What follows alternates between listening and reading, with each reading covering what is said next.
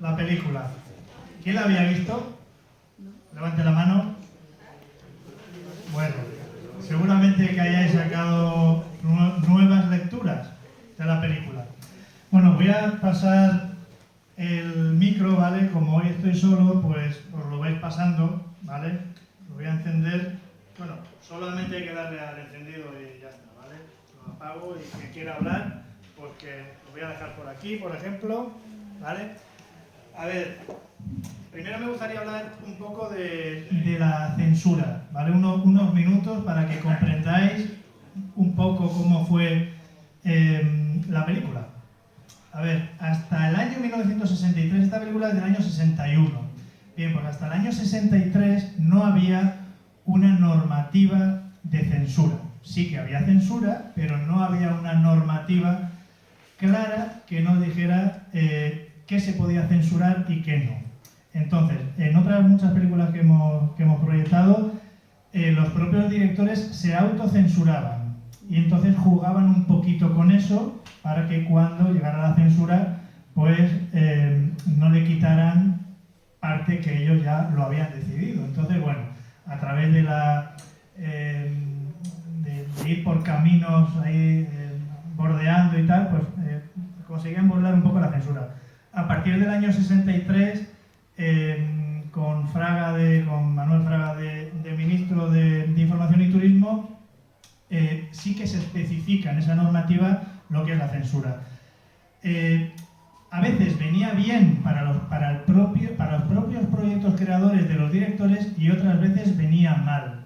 ¿Por qué venía mal? Porque obviamente estaba muy tipificado lo que era censurado, pero a veces venía bien porque ya sabiendo cuál era la censura, los directores podían también ir hacia un sitio o hacia otro. ¿Qué diferencia hay entre una y otra? Antes del año 63 se censuraba sobre todo imágenes, escenas muy concretas, pero a partir del 63 lo que quedaba censurado era, digamos, una narrativa completa, ¿vale? Se censuraba todo, es decir, se censuraba, por ejemplo, el sexo fuera del matrimonio, todo lo que hoy nos parecería más normal, ¿no? El sexo fuera del matrimonio, crítica a la Iglesia, pero claro, antes del 63 eran una censura, pues eso, como por partes, ¿vale? Y a partir del 63 se censuraba todo, era lo más importante. ¿Cómo se organizaba la censura? Ya hemos hablado aquí de algunas películas. Normalmente había, obviamente, todos formaban parte del régimen franquista, pero había un censor que era militar. Oficialmente desaparece a partir del año 46 porque después de la Segunda Guerra Mundial ya no va a interesar tanto, aunque siguió habiendo de forma incluso indirecta militares en la censura. En segundo lugar había gente de la Falange, muy al principio, aquí proyectamos surcos, y luego, después de que la Falange comience a perder fuerza, pues va a ser lo mismo, le van a llamar el Movimiento Nacional, que básicamente, bueno, pues eran familias políticas afines al régimen. Y por último, y más en estos años 60, los censores fundamentalmente eran miembros de la Iglesia Católica, ¿vale? La censura se hacía primero, de hecho os iba a traer hoy, porque sí que yo creo que tenemos que ir un poquito avanzando en esto, os iba a traer hoy exactamente el documento oficial, una copia obviamente, de lo que se censuraba, ¿vale? Entonces se hacía primero un visionado ante estos censores, una junta de censores, el director tenía que poner el guión encima de la mesa y los censores decían esto sí, esto no, esto sí, esto no, esto sí, esto cambiarlo, tal. Unas recomendaciones. Y una vez se finalizaba el producto, otra vez había que pasarlo por la censura, ¿vale? En esta película ocurre algo anecdótico y gracias a eso hemos podido verla hoy aquí, ¿vale? Ya os he dicho antes que el guión se empieza a escribir en México en el año 60 y termina, pues aquí ya en España, las Navidades, enero del 61. Él presenta primero su primera versión en el año 60, si no recuerdo mal, pues creo recordar que por enero del 60, principios, sí, enero no, finales del 60, no me acuerdo ahora el mes, pero bueno, y un mes después le dicen, esto lo tienes que cortar, y justamente un mes después presenta una segunda versión. Vale, aquí vemos lo inteligente que es Luis Buñuel, porque en la segunda versión presenta el guión con, claro, tú cuando presentas a la Junta de Censores tu película, presentas todos los planos, ¿vale? Bien, pues él y todos los directores es lo que se llaman los storyboards, a lo mejor que habéis escuchado alguna vez cuando se hacen las películas, ¿no? Bien, pues él, que era muy minucioso, lo que hace es presentar unos planos muy generales, ¿vale? Pasa la censura porque no ven nada que les pueda... Hablo del segundo, ¿eh? En el primero ya le han dado esto sí, esto no, esto sí, esto no. Y en el segundo le dan el visto bueno porque claro, él presenta uno muy general y en el montaje final monta la bomba gorda. Vale, ¿qué es lo que le dicen del primer guión? ¿Qué es lo que tiene que quitar? Pues en primer lugar le dicen que tienen que quitar el final. El final no es este, el final acaba yendo Viridiana llamando a la puerta y todo el mundo ya sabe que va a establecer una relación con don Jorge. Luis Buñuel siempre dijo que la censura mejoró ese final, porque lo que estamos viendo aquí es un trío. Entonces, claro, los censores sí que tenían muy claro que no podía haber una relación entre dos personas sin estar casadas, etcétera, más aún si era una novicia, pero no fueron más allá y no vieron esta relación a tres bandas que lo dejan entrever, ¿vale? Más cosas que censuraron, por ejemplo, bueno, escenas añadidas porque he dicho que presentó esos planos muy resumidos y no estaban, fueron añadidos posteriores que no lo vio ningún censor, por ejemplo, cuando Fernando Rey se pone los tacones de su mujer muerta. Eso es algo súper rompedor. De hecho, en toda la película estamos viendo ese fetichismo de los pies, vemos ahí andando, la niña saltando, bueno, pues es cuando toca el piano, ¿no? Cómo se mueven los pies, bueno, tiene un alto carácter sexual, pero no iba a pasar la censura el tema de esa necrofilia, digamos, sexual. Eso lo añadió después y no lo vieron. Y luego muchos símbolos cristianos que tampoco gustaban a los censores. Y obviamente la actitud que tiene la Madre Superiora con respecto a... porque cae antipática, ¿no? Viene con unos aires que cae antipática y obviamente a la Junta de Censores, normalmente pues, de la Iglesia Católica, no gustó. Os iba a traer, ya os digo, esa copia donde podríais leer exactamente uno por uno y firmado por el director general de cinematografía, obviamente miembro del movimiento nacional, que era José María Muñoz Frontán. Y lo que va a ocurrir es lo siguiente. Vamos a ver. Presenta ese segundo guión antes del rodaje. Estoy hablando solo del guión, antes del rodaje. Entonces, claro, cuando le dan el visto bueno, porque es muy general, eso le da una libertad para añadir, para quitar, para tal, brutal. Él siempre, y lo dijo después, siempre rodó con el primer guión, ¿vale? Pero como ya tenía aprobado el segundo, pasada la censura, dice, bueno, yo cojo el primero, tengo el segundo, sé lo que me iban a quitar y lo que no, puedo poner añadidos. Bien, cuando acaba la película, lo que ocurre es que el Festival de Cannes ya había comenzado, ¿vale? Había comenzado y resulta que no iba a llegar a tiempo, todavía no estaba el montaje terminado, y no estaba el montaje terminado porque Luis Buñuel no quería terminarlo, porque sabía que tenían una bomba en el montaje final, sabía que no iba a pasar la censura. Entonces lo que hizo fue apurar el máximo tiempo posible para que le invitara el propio Festival de Cannes a participar. En primer lugar, claro, obviamente los censores dicen, vas a ir a un festival internacional, queremos ver la película. Bien, antes de terminar el montaje final, él proyecta una copia a los más allegados, a la Junta de Productores y a la Junta de Censores. La consideran que no hay nada película que puede ser censurable, pero sí la consideran de una nulidad artística. Pero va para adelante. Bien, la jugada de Luis Buñuel y su equipo es, porque él rodó con total libertad, ya hemos dicho antes que la productora era filocomunista, sí que sabía que lo que le podía frenar era el propio Estado franquista, ¿no? Entonces lo que hace es mandar ya la copia del montaje final a Cannes. Y allí se proyecta el último día, porque la invitan, y lo que ocurre allí es un bombazo. Estamos en el año 2024, esto ocurre en el año 61, en plena dictadura, pero no en plena dictadura solamente en España.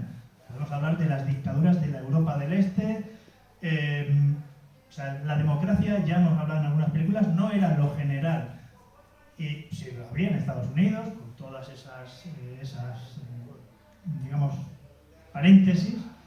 Y claro, él sabía que iba a lanzar un bombazo, entonces él no va. Él dice que se siente indispuesto y manda allí al propio director general de cinematografía, José María Muñoz, que va allí a recoger, porque ganan, es la primera vez y última vez que ganan la Palma de Oro en el festival, y va allí pues con un orgullo patrio, que es España la que ha ganado.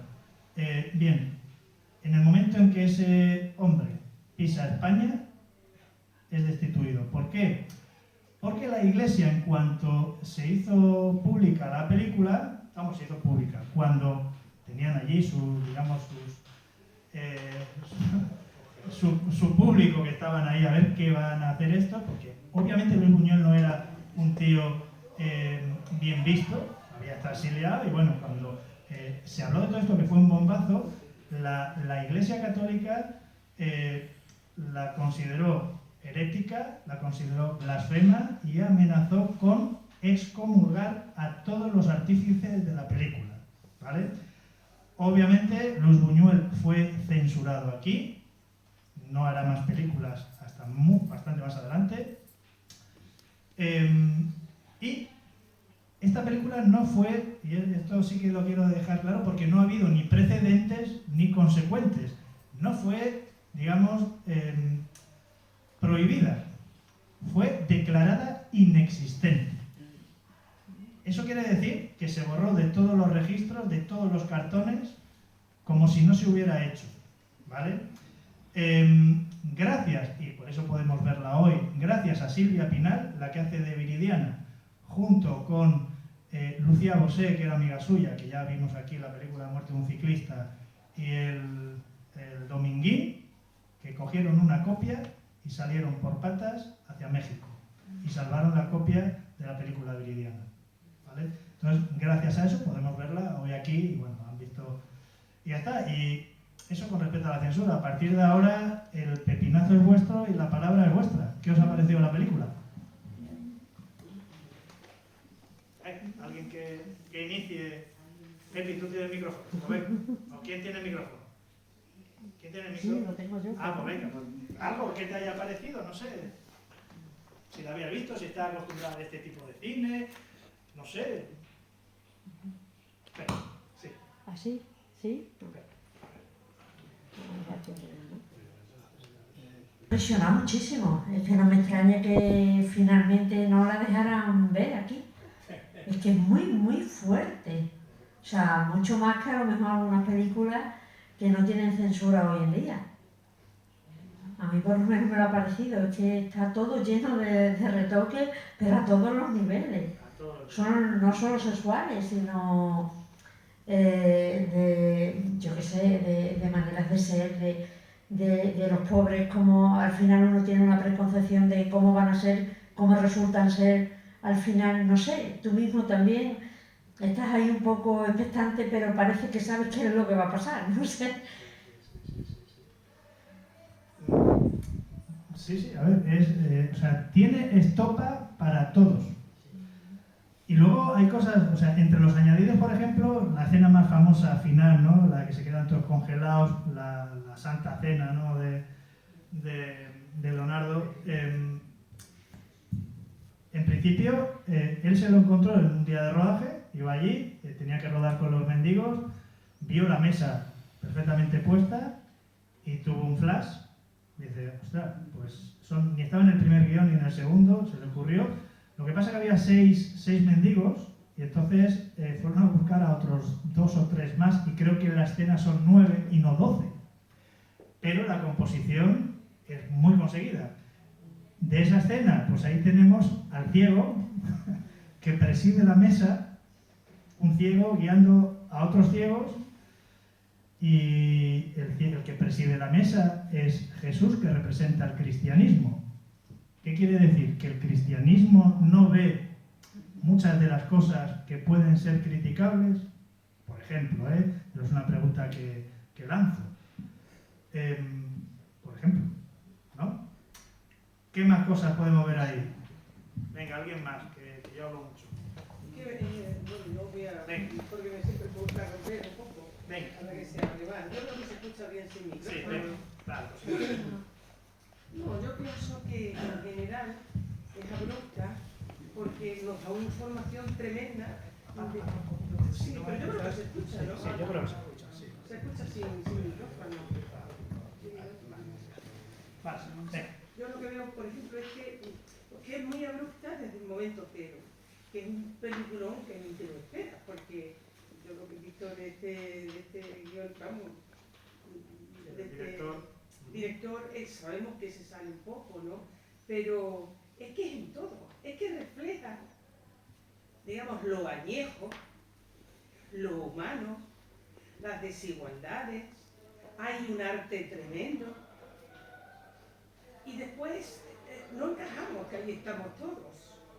Nuestras miserias, nuestros roles mentales, nuestros rechazos, la diferencia tan abismal que se da en esa época y que en parte la hemos ido cogiendo los que nacimos un poquito después y que recuerda muchas veces los carruajes. Hay, digamos, un esquema de pozo que yo no sé, porque no estoy mirando lo que estamos aquí, pero realmente nos llega esa desigualdad, nos llega ese trato que se daba en la sociedad y que esa monja se sale un poco del contexto de entonces, porque no había una monja rubia, eso es una provocación.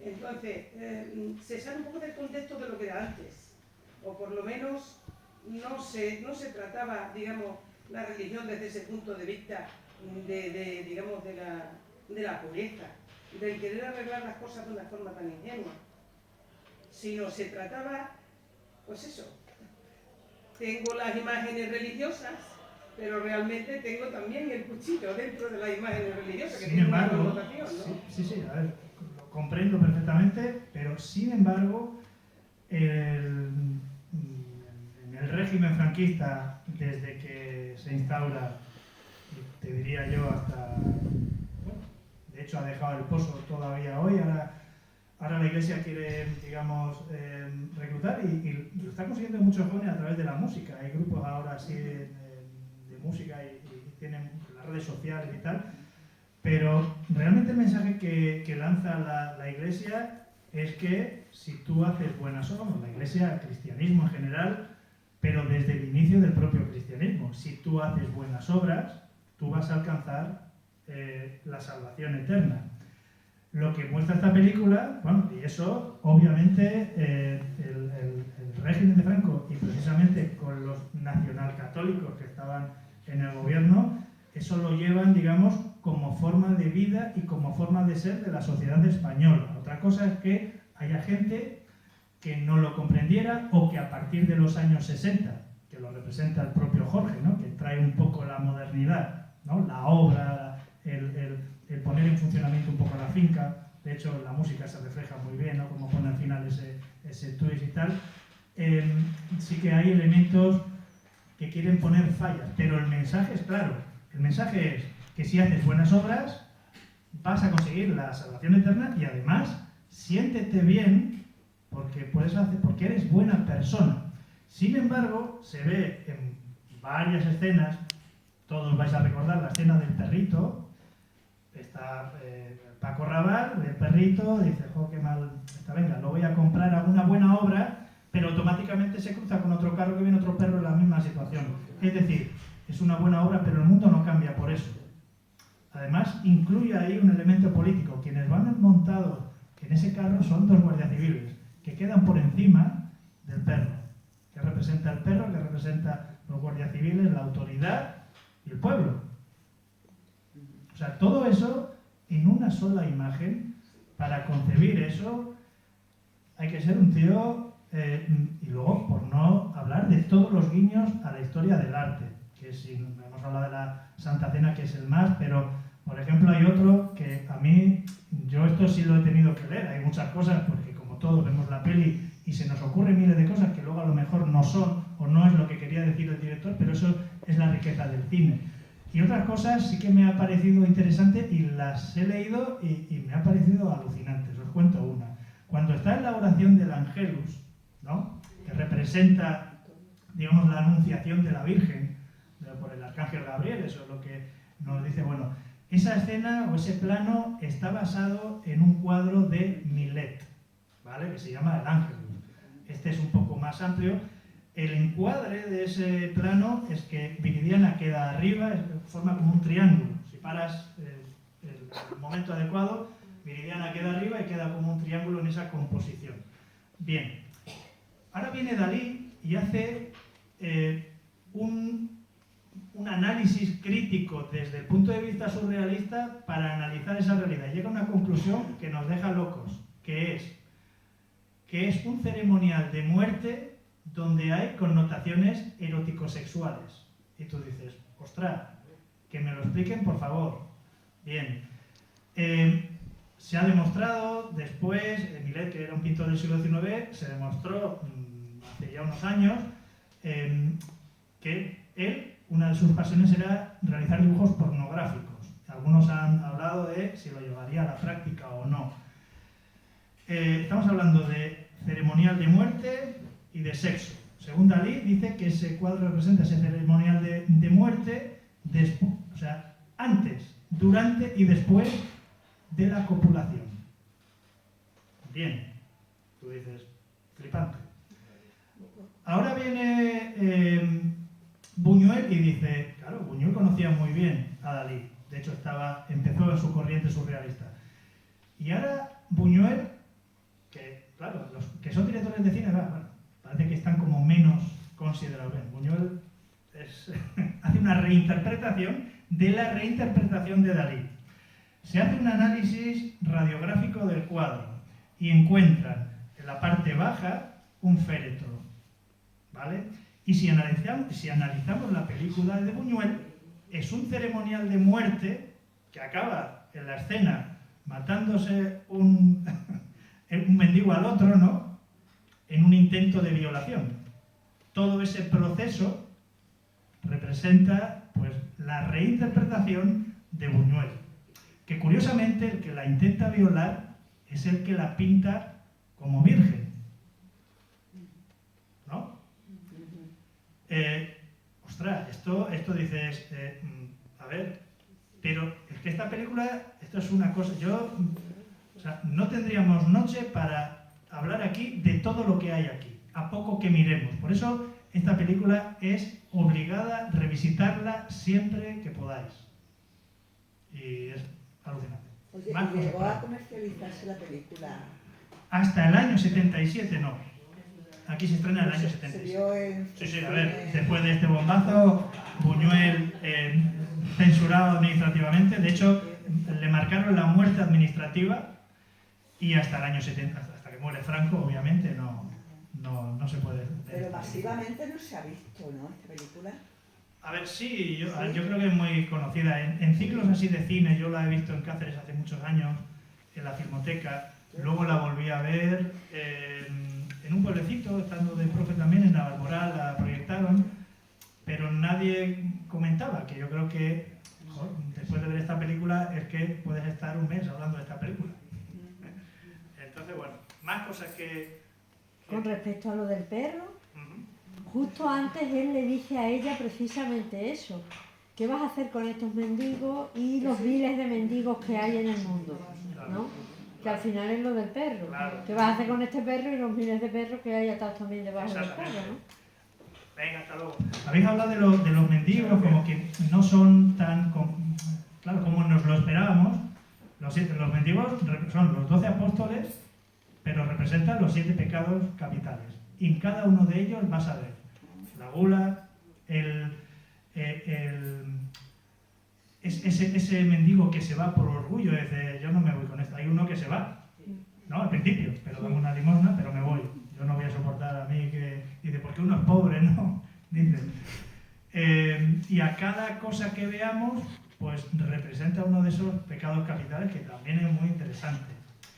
Los dos proyectos o las dos partes que se ven en la película. Hay una primera parte hasta que se cuelga Fernando Rey, que es una película totalmente gótica. La última película que proyectamos aquí, El extraño viaje, comienza con ese caserón, los caserones, o sea, la fotografía en blanco y negro, todo está muy medido y es una película auténticamente gótica. Si te dicen que estás en esa casa en el siglo XIX, con esos candelabros, esos cuadros, esas camas y tal, te lo puedes creer. Ya si ves a Viridiana con ese camisón andando por ahí, pues en fin, te recuerda un poco a eso.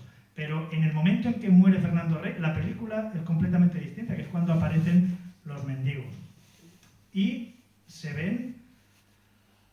A ver, yo no quiero acaparar el debate, pero por ejemplo hay dos rituales, por hablar de Fernando Rey, de la primera parte, el ritual litúrgico católico que hace ella, en todo lo que hace, en cómo saca sus objetos, que qué objeto lleva, ¿no? La corona de espinas, la cruz y unos clavos, el martirologio de Cristo, que acaba ¿cómo? Con esa corona de espinas. ¿Cómo acaba esa corona de espinas? La tiran al fuego, la tira la niña al fuego. Es decir, hemos pasado de una primera parte católica a una segunda parte escuchando rock and roll. La propia niña no está elegida, la niña representa la transgresión. Todo el mundo le echa la bronca. Todo el mundo le echa la bronca y ella va a su aire en todo momento. ¿Vale? Ahí hay muchas anécdotas en el rodaje. Ya os he dicho antes que cuando salta a la comba, se enfoca los pies, no es Teresa Raval, es la hija de los que cuidaban la finca La Moraleja. Y claro, le dio mucha rabia, ella lo contó después, le dio mucha rabia cómo la doblaron. Y entonces, claro, cuando le dijo Luis Buñuel, oye, ¿tú sabes subir a los árboles? Y es que no hizo falta ni mirar a su padre. Cogió el árbol y es cuando sube hacia arriba y lo hace, ¿no? En la comba con la que salta marca el ritmo de la película. Empieza la niña jugando con la comba, acaba luego colgándose el tío con esa cuerda, luego se la pone el otro de cinturón, que es quien intenta violar a la niña. Y hay un elemento, los mangos. ¿A qué nos representan los mangos? A un falo, ¿no? Un pene, totalmente. Entonces, todo eso está muy bien medido, con un lenguaje que pasa la censura, porque los censores no se dan cuenta de ese lenguaje simbólico, y lo que nos trata de transmitir es algo muy, muy revolucionario. Incluso hasta es feminista la película, en el sentido de vemos a Viridiana en el convento, es decir, eso representa, digamos, lo que quiere el sistema. Las mujeres, algo así le dice la madre superior, que qué vas a hacer, ¿no? Que qué gran obra vas a hacer, ¿no? Y ella dice, bueno, pues algo en la que yo pues puedo, no soy muy ambiciosa, pero bueno, algo puedo hacer, ¿no? Ella es la que va a elegir, o sea, de hecho es objeto de deseo sexual, de intento de violación, no una vez, dos, y ella es la que va a elegir cuándo, dónde y con quién. La iniciativa es de la mujer.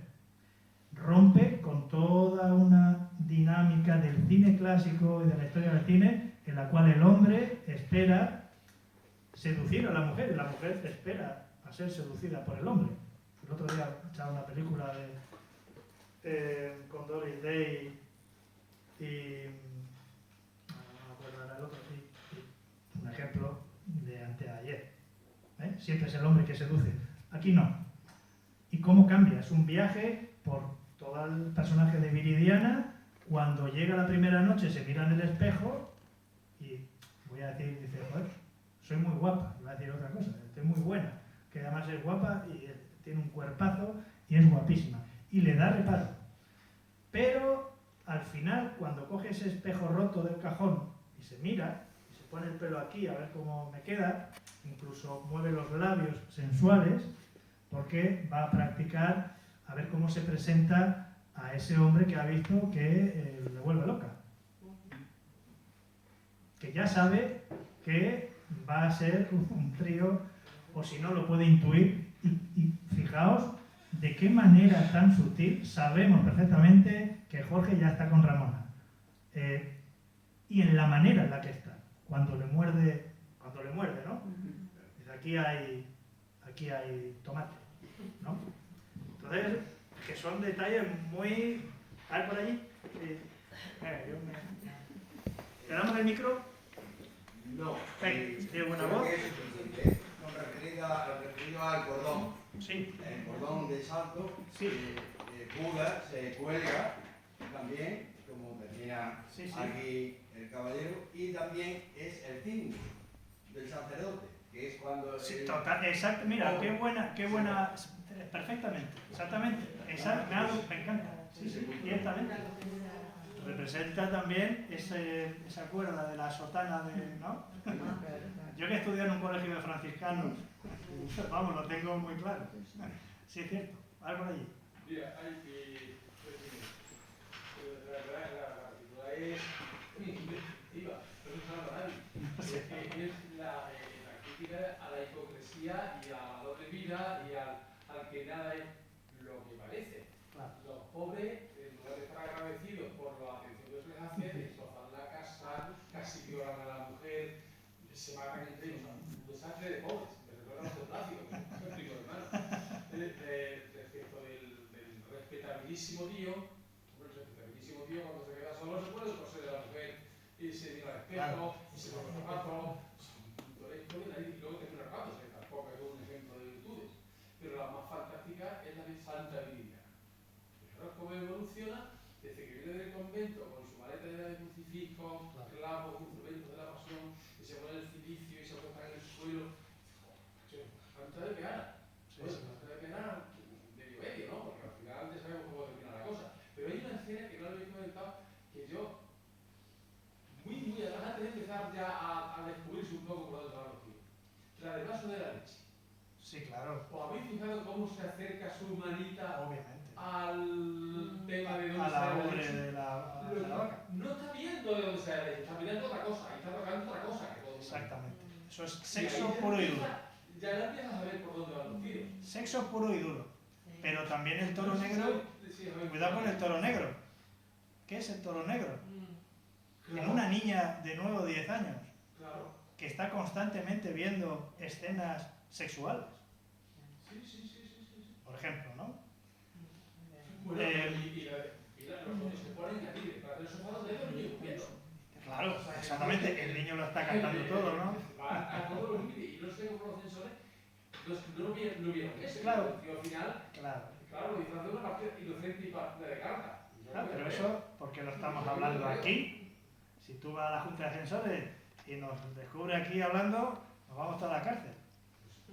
O a otro lado. Peor. Más cosas.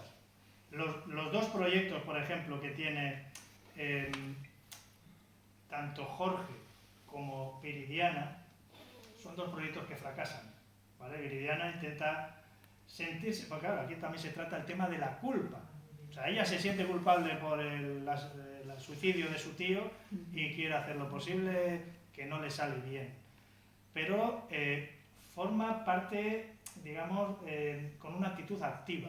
Ella constantemente, y finalmente se ve, es la que entra, la que llama a la puerta. No va a ir Jorge, o sea, ella es una mujer activa en lo que hace, le salga bien o le salga mal. A lo mejor el trío le sale mal, o a lo mejor el trío le sale estupendo, o a lo mejor Ramona se va y quedan como la pareja feliz, pero ella toma la iniciativa. Es ese proyecto. En el caso de Jorge o de Jaime, es decir, los hombres, es decir, los que están en esa sociedad patriarcal, ahora que se habla mucho de esto, pero desde luego en el franquismo era una sociedad muy patriarcal. Los dos proyectos fracasan. Fernando Rey tiene los campos, vamos, yermos. Y Jorge, que quiere venir con unos aires, que es más joven, que viene con aires modernos, empieza con, ¿no? Además tiene esa dicotomía que está muy reiterada en la película, ¿no? Mientras están haciendo el Angelus, ¿no? Están ahí con la obra y tal, y constantemente, y pum, y pan, se ven esos dos mundos. No llega a buen puerto porque al final todo ese ruido que se nos ha metido en la cabeza de la obra, al final están los tres solos en la casa y ahí no se ha vuelto a hablar nada más de ese proyecto de modernización, con lo cual es un proyecto también fracasado y actúan de forma pasiva. Y luego también nos refleja cómo son los años 60, muy idealizado como el desarrollismo económico y el despegue, el milagro económico español, y sin embargo, si os dais cuenta, por ejemplo, cuando está esperando Viridiana y viene el alcalde con los guardias civiles a decir, oye, no te puedes ir, estamos viendo carteles de la Coca-Cola, ¿no? Se ve en la pared carteles de la Coca-Cola, muy bien, muy moderno, se ve que está esperando un autobús, muy moderno, pero justamente en mitad de la plaza hay un carromato. Entonces, y bueno, luego viene el alcalde con los dos guardias civiles, etcétera, etcétera, etcétera. Entonces, es que cada cosa que analices, los pies, por ejemplo, aparece muchísimo.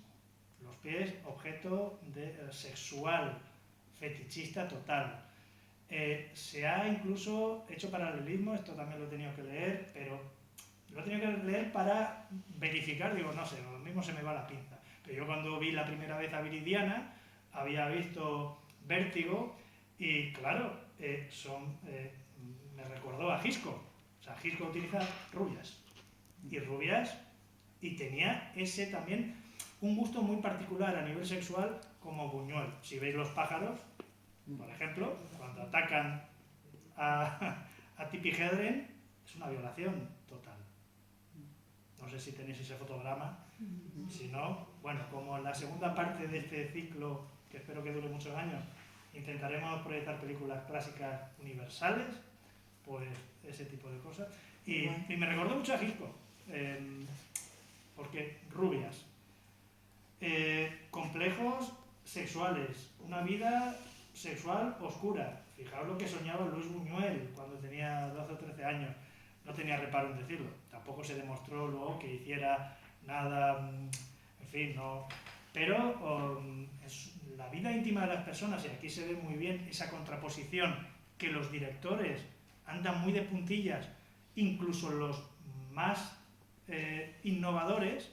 Aquí se muestra claramente lo que es el orden, la racionalidad, lo políticamente correcto, lo establecido, y todo lo contrario. Lo íntimo, lo prohibido, lo más profundo de la condición humana, lo mejor y lo peor, y lo lleva a la misma realidad. Lo hace arte, además. Es que eso este arte no es fácil. Entonces, crearlo de esta hostia, manera. bueno, perdonad, es tela marinera lo que hay aquí en esta película.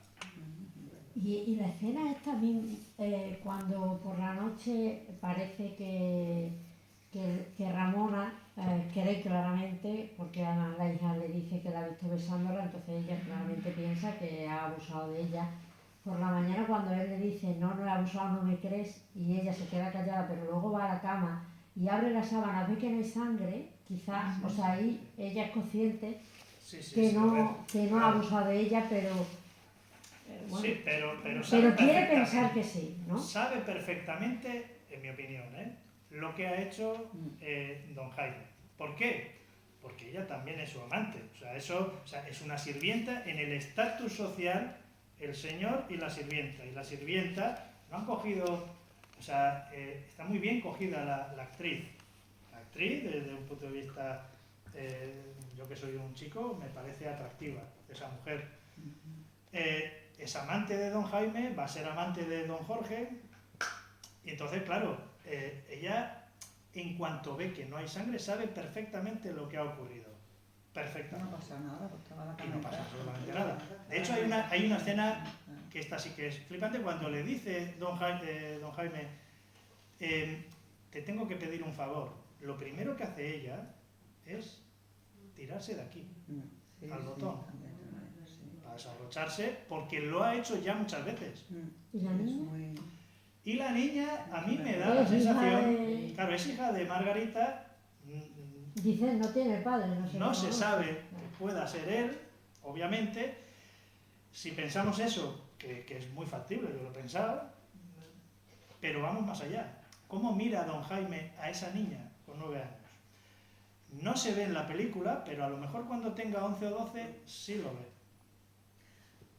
Perdona, y estaba ya en esa época. Eso ya en el- sería, o soy yo muy mal pensado. en el- Puede sí, ser. No, pero esta película que Pero no después tiene... todos desde hemos el visto inicio, ¿eh? esa realidad del monstruo de Amstetten, ¿no? El Fritz ese que cogió a su hija, la tuvo 20 y tantos años, ¿no? Que está todavía en la cárcel, yo creo que tiene 90 y tantos años, que tuvo no sé cuántos hijos. Pues sí, el austríaco este. Sí, eso, sí. Entonces, si eso es posible, ¿por qué no va a ser posible esto en la película? Porque eso demuestra que es real. Ahora, flipadura mía o no, Buñuel ni dice que sí ni dice que no. Claro, deja un poco ahí a el personaje, Bueno, Bueno, señora. que como Pues- se presenta el personaje, es tremendo. Es un violador, es un violador. y sin Porque embargo, es que lo lleva a los extremos. ¿Cómo trata a esa mujer? no sé qué Y hora hasta es, la duerme. no quiero- No, eso es violación. pero sí, no, a ver, es un violador.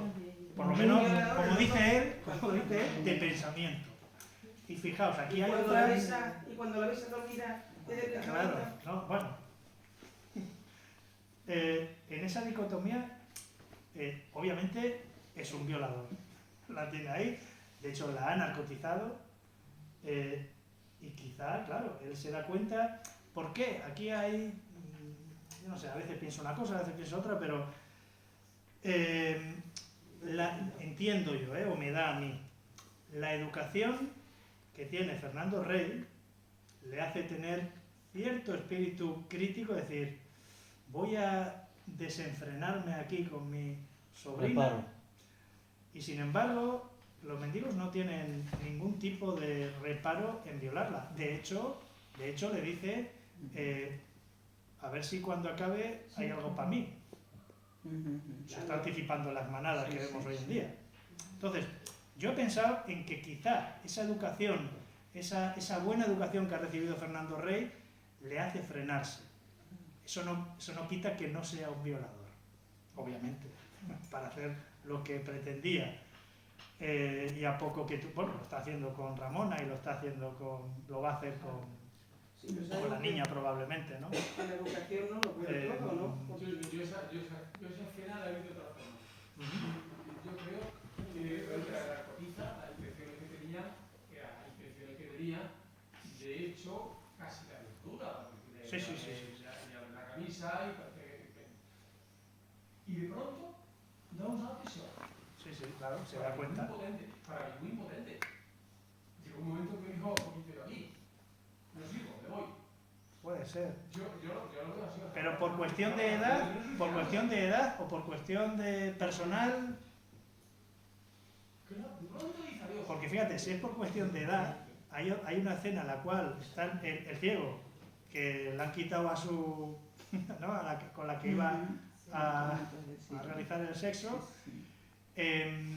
Se sabe desde antes, oye, espérame, tal, aquí o allí, y cuando va a pedir para que compre tabaco Viridiana, le dice el más mayor, ese que solo sabe hacer reír, dice, sí hombre, eso, dice, tú cállate, que no sé qué exactamente qué le dice, pero le está diciendo, tú cállate, que tú no puedes hacer lo que hago yo.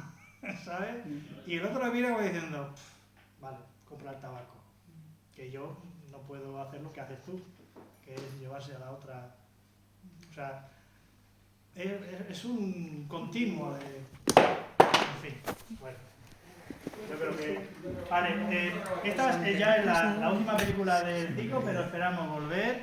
en septiembre. Yo les he dicho a los que llevan esto que, a ver, que está muy bien el ciclo de cine español, censura y tal, pero es interesante abrirlo a otros géneros para atraer también a más gente y tal, ¿vale? Entonces, pues muchas gracias y nos vemos en la siguiente. ¿Vale?